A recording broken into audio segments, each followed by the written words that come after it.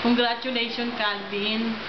Anak, today, siguro wala nang sasaya pa kundi sa nararamdaman ko sa graduation mo ngayon.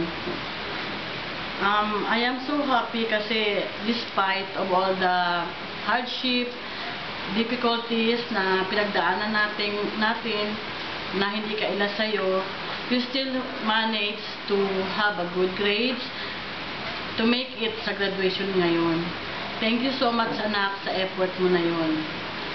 5 years ago, dinala kita rito and I leave you in tears kasi iiwanan ko ang anak ko, my eldest son, my only son.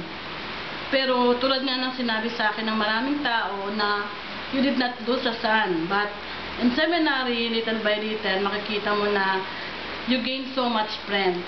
Totoo nga dahil through this seminary, I was able to know people, seminarians, na they are son-like to me.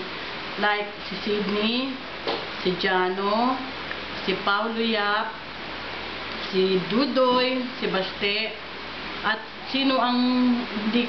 paano ko malilimutan si Nomer na constant visitor namin sa bahay and it's like a part of our family. Truly, pati katulad ng mga kasama mo rin nag-graduate ngayon, truly, you are all a part of our family. 5 years ago, malungkot, pero it seems now na ngayon, leaving this school seems mas malungkot para sa akin kasi it is like also leaving those people that I know na nakasama natin na through them ay naging blessing sila sa atin.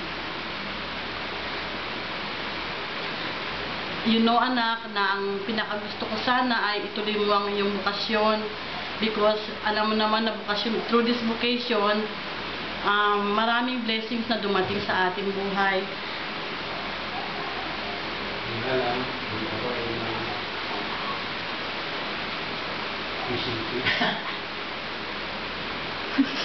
Nakburuhin mo nga kasi nalito na ako. Kasi